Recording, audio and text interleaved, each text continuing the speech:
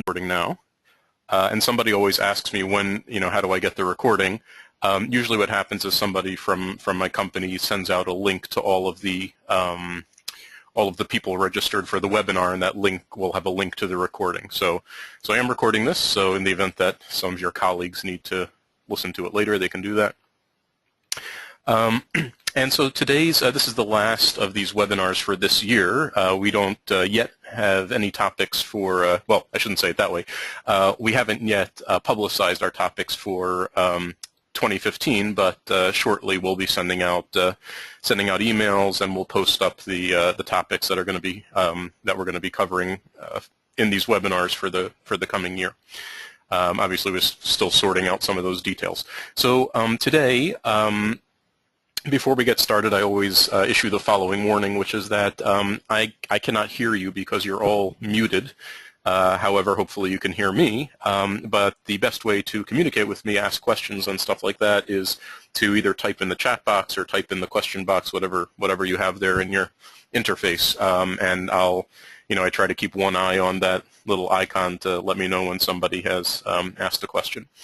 Okay, with that said, let's get into it. And today's topic is formatting in a dashboard. And basically what we're going to talk about is how to represent text and data in different ways, and then do some other formatting aspects such as highlighting, which is conditional formatting, and presenters, and maybe take a quick look at CSS formatting as well. Okay, so that's the plan. So let me bring up my user portal, which I have in the background here. Pardon me. And I'm going to, I have prepared a dashboard that I'm going to use to demonstrate some of these things. So I'm going to go into the Design tab in the portal, go to Create Dashboard, right, which opens up our Visual Composer tool that we use for creating dashboards, and that you've seen quite a lot of already if you've been here for the previous webinars. And then I'm going to find this dashboard that I made previously called Formatting Example.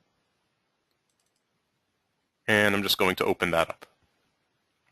Okay, so this is the dashboard that we're going to be looking at. The dashboard itself is, like most of the examples we've covered, pretty unexceptional. There's nothing really involved going on here. There's two charts, one that gives us month to date for the different salespeople, one that gives us a history over many months. It's a scrolling chart over many months broken out by salesperson. And a cross tab down at the bottom here that gives us totals and quantities broken out by salesperson, broken out by product, and then a few, just a few gauge type things. Just a few gauge type things that display totals for this month, last month, and last quarter. So that's the whole deal.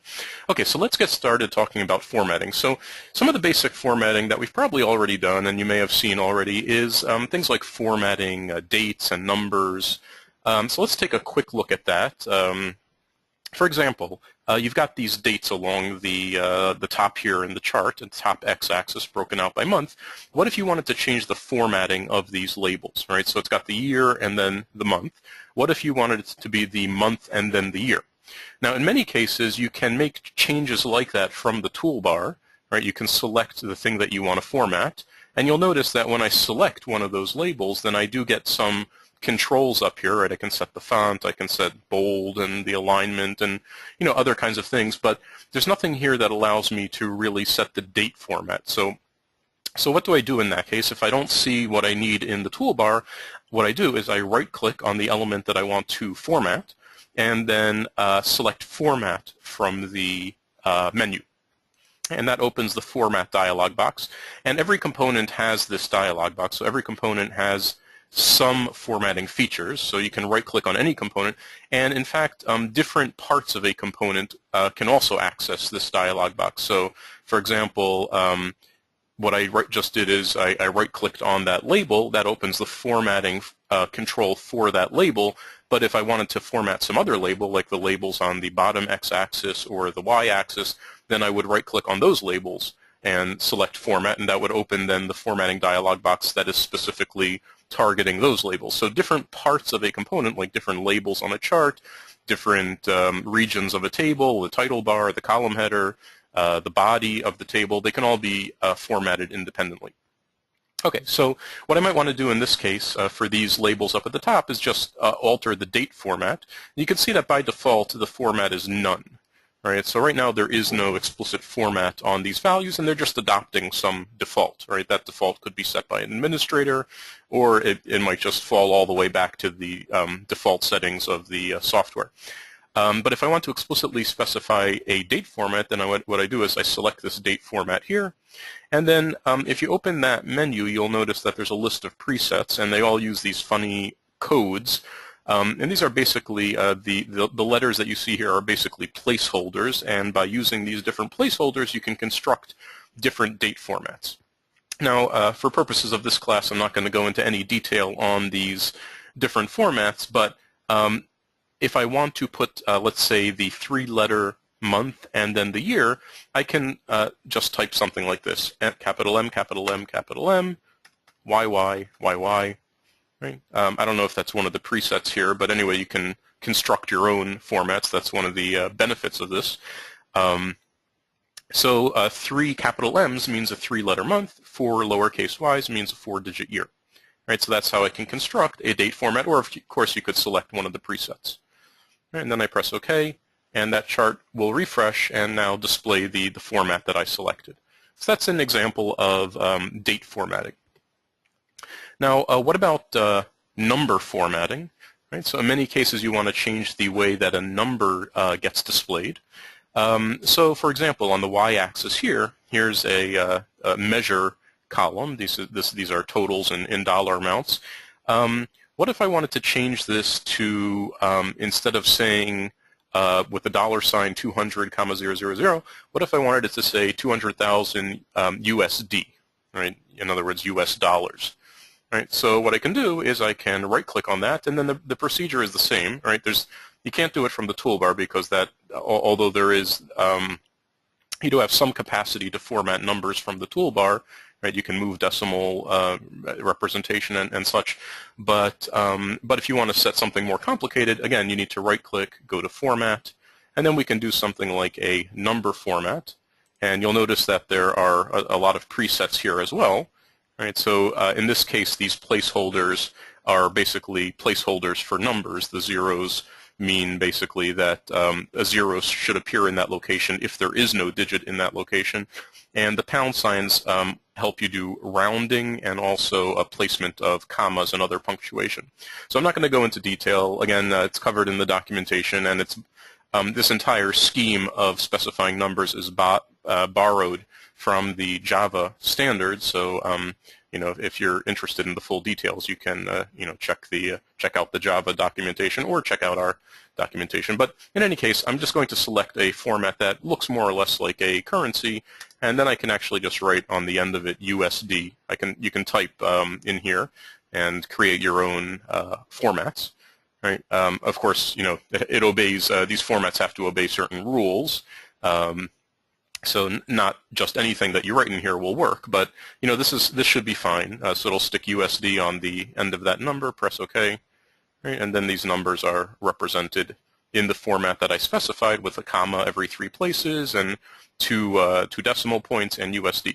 Now, looking at this, you might say, well, that's a little bit more than we need because you know, these numbers are so large, it doesn't really make sense to show values that are less than $1 on here. So I can just get rid of those decimal places. Again, right-click, go back into Format, and just modify the format. I can just take off those the numbers, the digits to the right of the decimal place, and then we get something like this. Okay, so that's an example of a date format and a number format, and those are very common formats that you'll be using because even though in many cases the defaults make sense, people always have, you know, particular ways that they want to display things or particular ways that the organization always displays things. So it's very handy to know about those formatting features. There's also a concept of a text format, and a text format basically allows you to add a prefix or a suffix to a value. So as an illustration of that, let's say that I wanted in this quantity column here, in this cross tab at the bottom, I wanted this to say, after every number, I wanted it to say units. In other words, 409 units, 448 units. Now that would be rather repetitive in this case. I'd probably be better off just putting it in the column header, which I could do easily just by changing, double-clicking on the column header and putting the word units there. But to illustrate how a text format works, let's actually do this. So what I would do is I would right-click on the region of the table that I want to style, which in this case is any cell in the quantity column. Doesn't matter what cell I click. The changes that I make will be applied to all of them. So I'm going to right-click a cell in the quantity column, select Format, and then here you see this option, Text Format, right? And this is pretty simple. Like I said, it basically allows you to add a prefix or a suffix to whatever that value is, right? And in fact, you can entirely replace the value if you want, although it wouldn't make sense in this case. But if we just want to add the word units on the end, so I'm going to type the word units. And the one trick here is that to insert the actual value, you use a 0 in curly braces. Right? So a format like this, 0 in curly braces space units, will insert where the 0 in curly braces is, whatever the actual value is in that cell, and then append to that the text units. Right? So basically adding a suffix. So press OK, and you can see then that every value here, it gets this text format that adds the suffix units. And as I mentioned, you can also completely replace text this way, right? So if you wanted to replace these values with something else, wouldn't make much sense in this case, but what you could do is you can just leave out the 0 in curly braces, because if you don't insert the actual value, then it doesn't appear there. So if I just wrote something like some units, right, then that would basically replace all those values with the text, because now I'm not inserting the actual value into the text format, and all you're left with is this, I guess you could call it either a prefix or a suffix in this case, but it's basically just a replacement for the text. Right, so those are a few things you can do with text formats. Let me put this back the way it was. Oops. I'm going to turn off the format because we'll want to do something with this later. So I'm just going to set that back to none. And just the last other options over here, you've got a currency option and a % option, and there's not really anything to say about these. There's no options as far as these ones go. If you select currency, it will display a value in a currency format, right? And if you select that, right, there's no further options to select here. So either you're happy with what it does or you're not. And if you're not happy with what the currency format does, then what you would do is you would use a number format instead. And with the number format, you can, do whatever layout you want, and you can put a $ at the front or any other currency symbol, or you could put, some currency designation at the end. So with the number format, you can pretty much do anything, represent these numbers any way you want. But in some cases, the currency option may also be useful. And finally, the % option, again, there's no further parameters that you can specify. It just represents a number as a percentage, right? So sometimes that makes sense if you have fractional values, like a column that, let's say, has discount, where discount is some value like 0.1 or 0.5 or 0.25, and you want to represent those as percentages, then you would select the % option. So those are the basic formatting options. Okay, now you can apply these options also to details. Wait, what do I mean by details? Let me close that. All right, when you select, oh, I thought I had set that back. I think I forgot to press OK. All right. Okay, so I just set that back to the way it originally was. And when you select values in a chart or in a crosstab, right, you've got this Show Details button here. And this is handy, both as a designer and as an end user. Right, an end user can select certain groups in a chart, certain groups in a crosstab, and then look at the actual data that's behind those groups by pressing the Show Details button. Right, and if I do that, right, so that whether I'm in the design view or the preview or the portal, that will open up this panel at the bottom. And you can see that here I've got, the actual details that are behind those groups that I selected, and that's great. But in some cases, you may want to format these values as well, so that when an end user does the same operation, when an end user selects some groups in a crosstab and then presses show details, right, they'll see these values formatted in the way that you want. And so you can do that the same way that you would do that anywhere else in the dashboard. What you do, let's say, in this case, this last column is the quantity. Let's say that I wanted to add a text format over here so that it said, the word units after each of these. So I should be able to do that in the same way. Just right-click on that column, select Format, right, select Text Format, and just as I did in the crosstab, I can add a text format like that, press OK, right? And so that formats that column. And you could also use a date format just to illustrate. I'll do the date column as well. Let me format that in a particular way.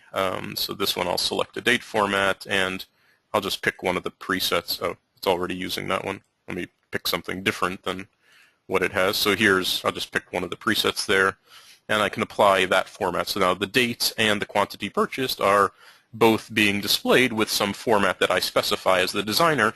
And what that means is that now when an end user later on in the portal opens this dashboard and selects that show details option, right, they're going to see the formatting that I specified for the show details panel.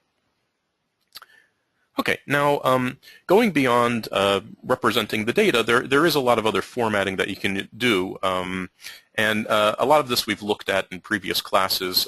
For example, setting background colors for all different components. You can select a component, and then in the toolbar, you've got background colors and alignment and font and all that stuff. So that's all formatting stuff that we've already covered, and most of those features are also available, plus some others, in the formatting dialog box. So, for example, if you right-click on the chart and select Format, right, so you've got various font settings here.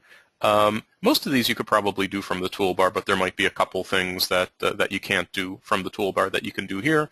And you can set the color and the border. So if you wanted to set let's say, some kind of thick border for the chart, you would select a border over here and then specify where you want that border to appear. So I just specified I want that all around the chart, press OK, and that gives you a thick border around the chart. All right, and same thing if you want to set the background color of the chart, right-click the chart, and again, you could do it from the toolbar, but more generally, go to Format, and then we can change the fill color to something else. So that's just an example of some other formatting options. Now, getting down to the table at the bottom, and I think we've discussed this before, for formatting tables, you have those features that we already hinted at. For example, we just styled the background of the chart. You could also style the background or the foreground color for different regions of the table. You would just click on the region that you want to style and either go up to the toolbar or right-click on the region and select Format. Right? And then, just as we did for the chart, you could go to Color and you could change the background color or the text color, whatever you want. So that's all available for tables and for other components like text as well, right? The text element you can also style that way. But for a table, you also have something special. For a table, you have something called a table style. So if you right-click on the table and you go to Properties, right? So a table, unlike other components, it has this this option here called Table Style, and basically what that is a one-shot format, right? So rather than individually visiting every part of the table and styling every part of the table manually, in other words, the row headers, the column headers, the measure, the aggregate cells over here, the title bar, what you could do is, oops, did I somehow move that? I moved that off the screen. Okay, let me try that again. What you can do is you can just select a table style that basically defines everything in one shot. So for this example, maybe I'd select something like something like this: dark header, borders, bands. The names are a little bit long. And I can apply that table style, and then basically in one shot the table gets styled the way that I want. And those are very handy. You can actually create your own table styles if you have the development tools, which we're not going to go into now. But if you have our development suite called Style Studio, then you can create your own custom table styles and then apply that style to any table in any dashboard. Okay. Now let's talk about the concept of a presenter. A presenter is another formatting tool which basically represents data in a graphical format. Right? So of course one way to represent data in a graphical format is to use a chart. Right? That's what a chart does. It, rather than representing data digitally, it represents it graphically. But in some cases, even within a table or in a text element, you might want to represent values graphically. So how do you do that? You do that with a presenter, right? And so here's how you do it. Let's say that I wanted to represent these quantities rather than numerically. I wanted to represent them graphically. So what I would do is I would select any of the values in the quantity column, right-click, and select Format. Go to the Format tab, same place you would go to set like a number format or a date format or whatever. But down here at the bottom, you've got this presenter option here. And so the presenter option gives you different ways of representing that value graphically. Right? So I'm not going to, obviously, there's maybe about 20 different presenters here. I'm not going to go through all of them, but there's an HTML presenter, right? So if the component that you're styling, the table cell or the text element contains HTML, then this can render this presenter can render that HTML so that it appears, for example, as it would in a browser. Check mark is for basically binary data, in other words, true or false, check mark or no check mark. Stars is basically a kind of counter thing where it shows you a number of stars. Traffic light is for basically values where you want to divide the range into 3 regions designated as green or red or yellow, familiar traffic light kind of thing. The one we're going to do in this case is just the horizontal bar. And a horizontal bar is just what it sounds like. It's basically a bar like in a bar chart, except that it's placed inside the cell of the table. So I'm going to select the horizontal bar option. And then for many of these presenters, the button over here on the right, there's a ... button that's basically further settings that you can make. So a number of the presenters have this. Some do not. Some of the simple ones, there is nothing you can, no further options to adjust. But in this case, if you click that, you can see that for this horizontal bar presenter, you can set the color of the bar. So let's say I'm going to set a some kind of blue color, and you set the maximum, and that basically tells the bar how it should be scaled within the cell. Right. So in this case, I'm going to put the maximum to 1,000, just because at quick glance, it doesn't seem like I have any quantities over 1,000. If I did, if there was some grouping that had aggregated quantity more than 1,000, then the bar that gets displayed there would basically max out all the way to the right, and then I'd probably want to change that maximum to something else. So if I press OK and OK, then what you're going to see is that in the quantity column, rather than displaying the numerical quantity, it's going to display these bars. And of course, you could have both, right? You could have both the digital display as well as the graphical display, and you would do that simply by adding another measure, right? When you set up the crosstab, you could add, instead of 2 measures, you could add 3 measures. Just add quantity twice, and then make one of those into bars, and that would give you both total quantity in digital readout and quantity in graphical readout. So that's the concept of a presenter. Okay, I guess I'll leave that as it is right now. And let's take a look at another concept, which is the concept of a highlight. A highlight is a conditional format. So a conditional format is basically where you don't want to literally specify the formatting in a fixed way, statically specify the formatting. For example, I could make the color of all these bars here red or some other color, but what if I wanted to color the bars of the chart or the bars of this chart based on their actual value? So let's say, for example, on this chart on the left, I wanted to make these bars red if, for any of the salespeople, if the month-to-date sales is under $30,000. Right, so that's a typical example of a highlight. So let's see how you would do it. What you do is you right-click on the chart. In this case, I'm right-clicking on the left chart, and then you select the highlight option, right? Highlight sum product total. And then we may have done this in a previous webinar, but I'll go through it again because it's apropos. So you can create a highlight called less than, let's say 30K, less than $30,000. The name of the highlight is arbitrary. You can call it whatever you want. And we'll set a color like red, red color, and then you just set the permission. Sorry, the condition. Right? So condition in this case is going to be sum product total is less than 30,000. Append. Right, so there's a condition, and this is the definition of the highlight then. It's a name, it's a formatting option, in this case just color. This will vary. The options available here depend whether you're styling a chart or a table or a text element with a highlight. For a chart, the only option is color, which is basically in this case the color of the bars. And there's the condition that defines when that format gets applied. And if you press OK, you can see that the two salespeople who have sales that fall below $30,000 a month to date, those guys are highlighted in red. Now, the nice thing about these highlights is that you can actually use them to trigger alerts. Right? The way you would do that, let's say you've got this dashboard. Right, and what you want to do is you want, let's say, when one of these highlights is in effect, in other words, one of the conditions that you set is actually satisfied and the formatting applies, you want to fire off an email to somebody, maybe to a manager or something like that.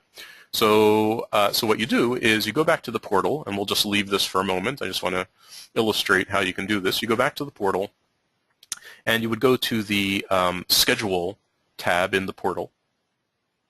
And basically what you do is you would set up a scheduled task. And an end user can do this, assuming that they have permission from the administrator to do this kind of thing. And so what the user can do is they can say new task, and then this opens a dialog box where you can specify various aspects of the task. The first thing you have to do is choose when is the task going to run, which means in this case, basically how often do you want to check that highlight condition, right? Do you want to check it, every day, every week? How often are you going to want to shoot off this email if the highlight condition is met? So you choose whatever you want here, and then you go to Action, and under Action you select View Sheet. View Sheet is a dashboard. Right? That's our term for a dashboard. And I'll just select the view sheet that I was working on, which was this one, Formatting Example.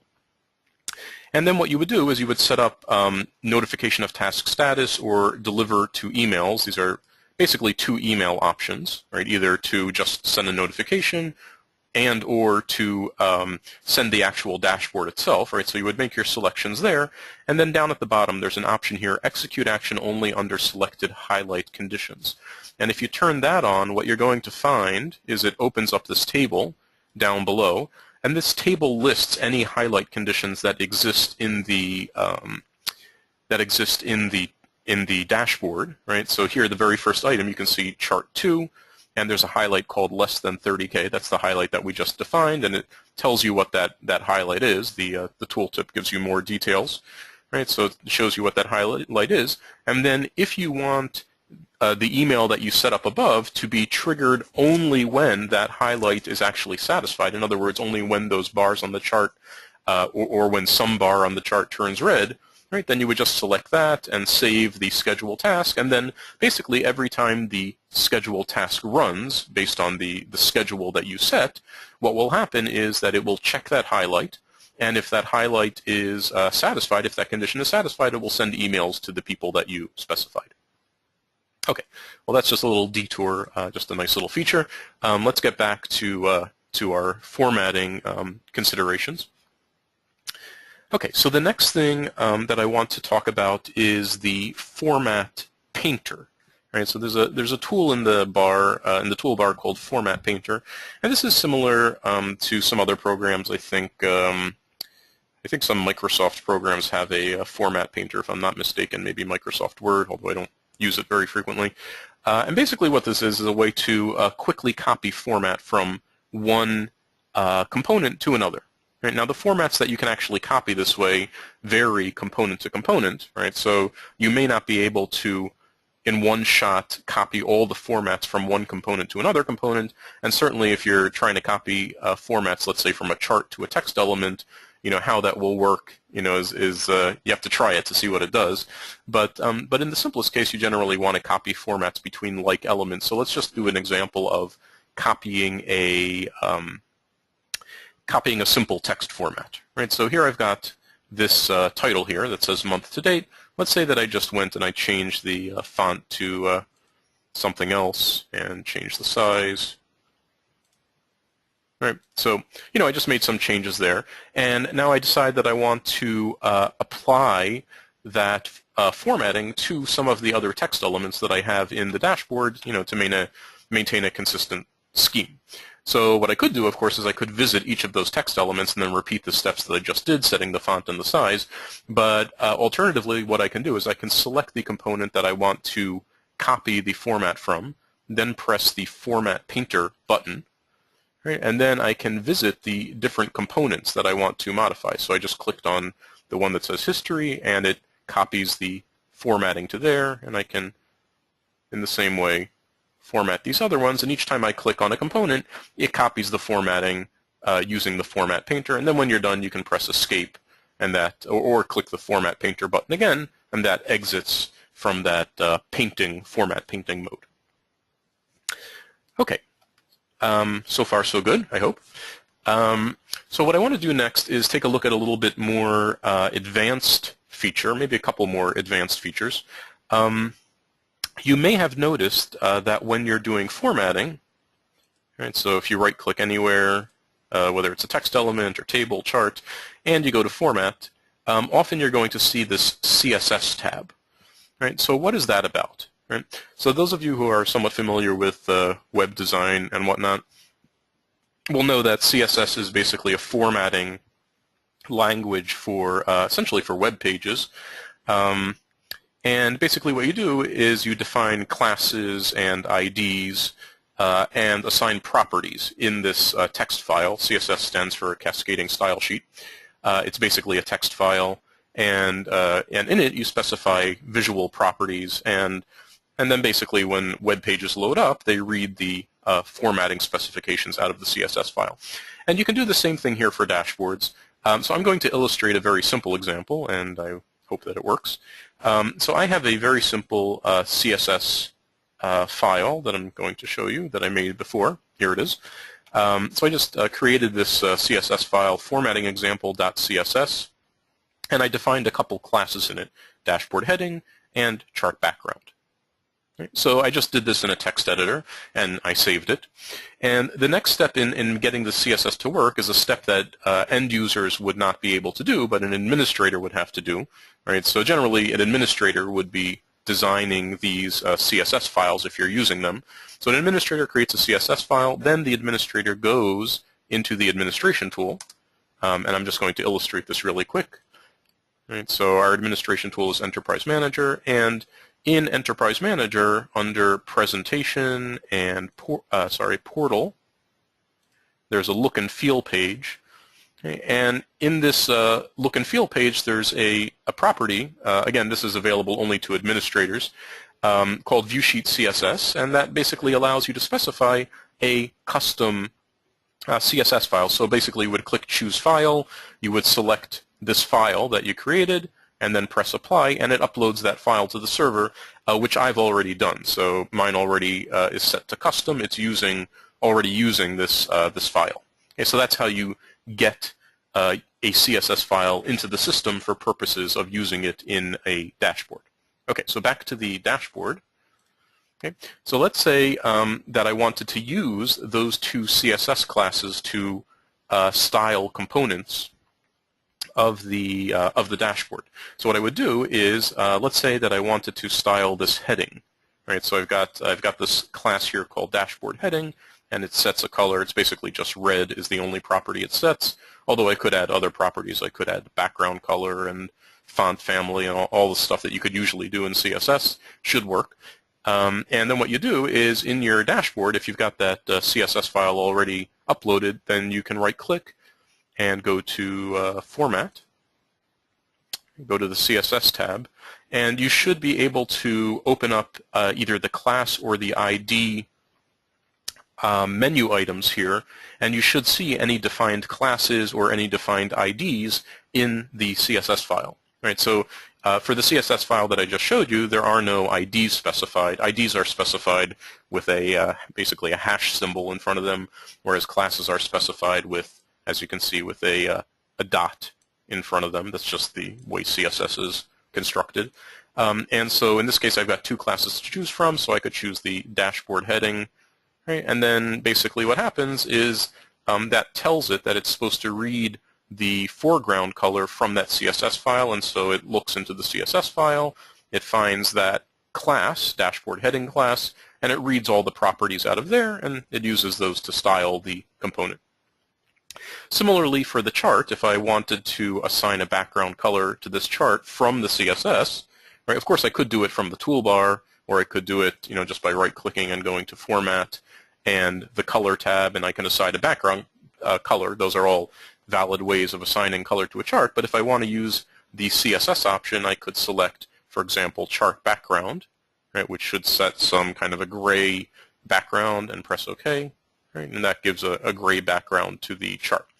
So the advantage of the CSS approach is that it's very helpful if you need to enforce consistency across a range of dashboards, multiple dashboards, or within a single dashboard. In other words, let's say you're constructing a set of dashboards and they all have to very rigorously follow a particular corporate style. Right? Headings have to be a certain way, charts have to be a certain way, borders have to be a certain way. For most people that's not an issue, and there's more flexibility than that. But if you're in that situation, it can be helpful to construct a CSS file like this, and then an administrator would have to upload it, of course, through Enterprise Manager, and then you could use those CSS classes, and your designers could just go into each component and right-click, go to Format, and select the appropriate CSS class to style that component. Now, unfortunately, we don't support all of the CSS properties that the current CSS standards do. CSS has grown to be quite a capable styling language, and there are all kinds of stuff you can do in a web page using CSS that you cannot do here. So basically what you would need to do before you dig too deep into this is you'd want to go to our documentation.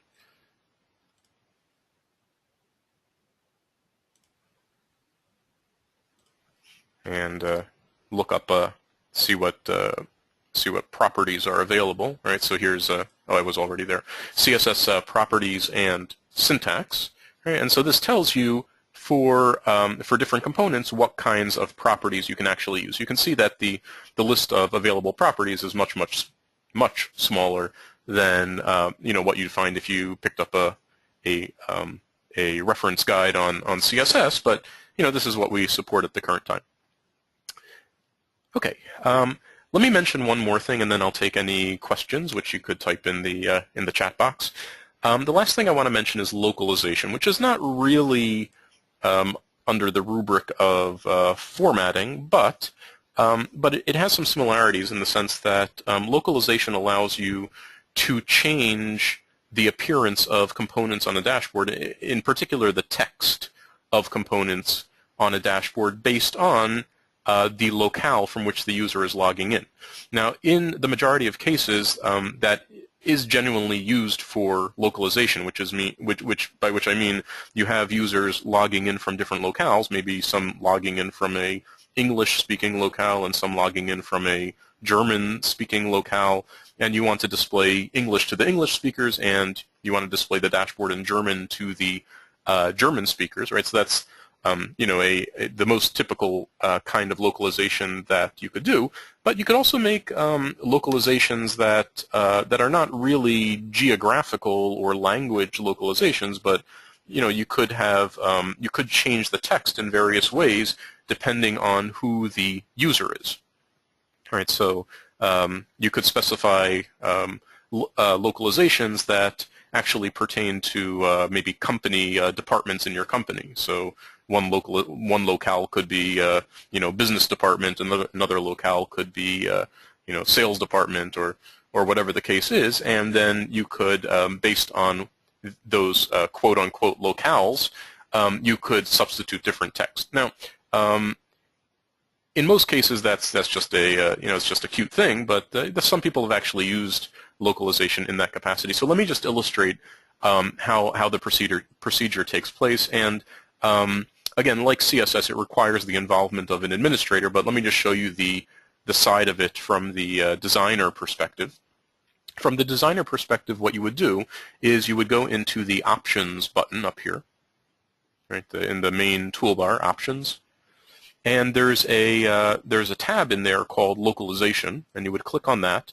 And basically what you're going to see in there is a list of all of the components in the dashboard. Right? So Chart 1, Chart 2, Crosstab 1, and then a bunch of text elements. Now, obviously looking at this, you could see the problem, which is how do you know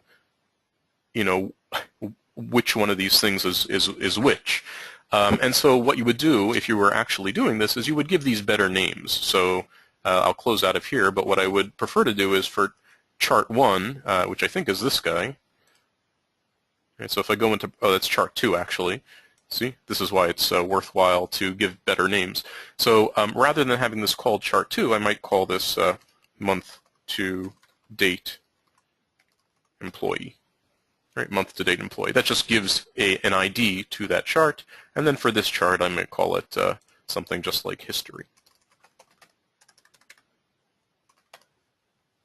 Okay, so I've given meaningful IDs to these two charts, and then when I go back into options here, right, and I open up localization, so then I will see those charts listed under the names that I gave them, history and month-to-date employee.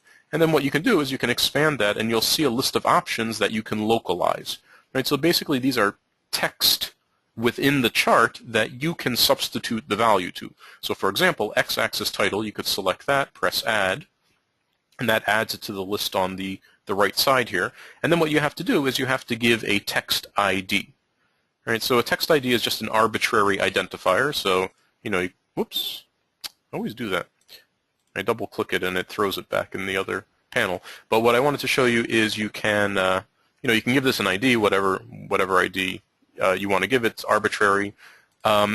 And you can go on to do that for any other components, text in any other components, which again can be text elements, or it can be text within a chart, or text within the crosstabs, such as the different column headers. You can select all these things, specify an ID for any of them, and then what an administrator can do is an administrator can create a mapping file that maps the IDs that you assign here, maps those IDs to replacement text. Right, so I'm not going to go into the details of how the administrator does that. That's outside the scope. It's not difficult. It just requires basically creating a file that contains a mapping that has on one side the text ID, and on the other side of the equal sign the text that should be substituted. So for x-axis title, that mapping file will indicate what text should be used to replace the current x-axis title, which actually is not being shown. But if you can imagine that there was an x-axis title there, then it would be substituted, whatever it said there, which would probably say total or something like that, would be substituted by whatever text this text ID is mapped to. Okay, well, I'm going to stop the discussion there because I probably went over time already. And let me see if anybody has any questions. You can go ahead and just type them in the chat box or the question box.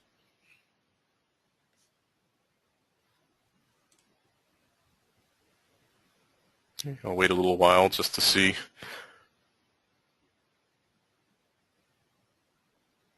If anybody's typing slowly.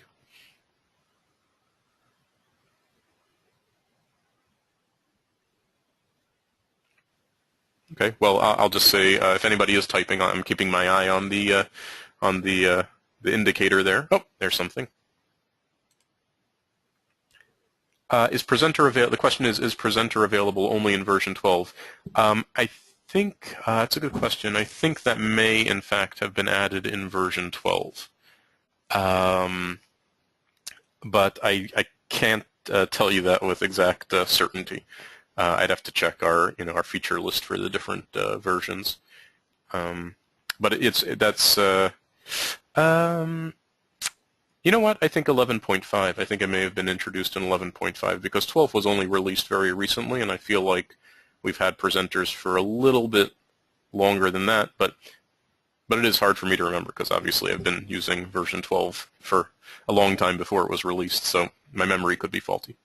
Now there's a question, as an admin, how do I disable the design tab in the production environment so my developers can develop in the development environment? Well, the development environment for a dashboard is what you're looking at, right? So when I was discussing, okay, there's another question which I'll get to in a second. When I was discussing the development environment, I meant the Style Studio application, right? So Style Studio is the application that you use for creating data sources, creating queries, creating data models, and creating things like script functions and also table styles, right? So, but not dashboards, right? Dashboards are done the way that we've been showing it all along in these webinars, which is through the Visual Composer. Now, just to actually answer your question, there is a way for an administrator to turn off that design tab, and basically what you would do as an administrator is you would go into Enterprise Manager, right, and then you would have to set permissions. So you would go under the Objects tab here. I don't have security on right now, so I can't get in there. But under the Objects tab as an administrator, there are a set of, you would see a list of items here, a set of basic behaviors that you can turn on or off for different users, and you would want to turn off access to Visual Composer. Right? So there would be an option there. I think it's called, one option is Visual Composer Worksheet, and a second option is Visual Composer Viewsheet. Right? And if you turn both of those settings off for a given user or group of users or a set of roles, then those users, when they go into the user portal, will not see that design tab. Okay, let me take a look at that other question. Okay, localization. How do you indicate which users or locations it applies? Right. So that again is on the administration side, right? So an administrator can assign locales to different users, or a user can actually specify the locale when they log in. So if you have localization in effect, which we don't right now, but if you had localization on your server and you turn it on in Enterprise Manager, which an administrator would do, then when the user logs in, they'll see a locale drop down, and a user can select their locale, or an administrator can also set a default locale for a given user. Okay, now there's another question. For example, dates in UK is displayed different from the US. Right, so you know, what I think, you'd probably have to try this out, but I think if you turn on localization and you specify that locale, I think it will automatically adapt things like dates, right? So I don't think you need to explicitly do that mapping for dates. I think it will actually do the right thing. At least that's what I've observed on a few occasions, not in particular for UK dates, but for other, I think I was in France, and you know, I observed that the dates were being displayed differently there. So you know, so you would test it out, see if it takes place automatically. Okay, any other questions?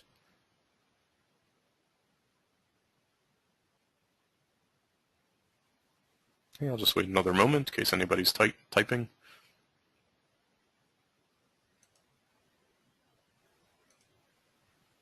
Okay, well, if there's no other questions, then I will wish everybody a good weekend, and also a Happy New Year, since I won't talk to any of you before the end of the year probably. So Happy New Year and happy holidays, and hope to see you back next year. Thanks.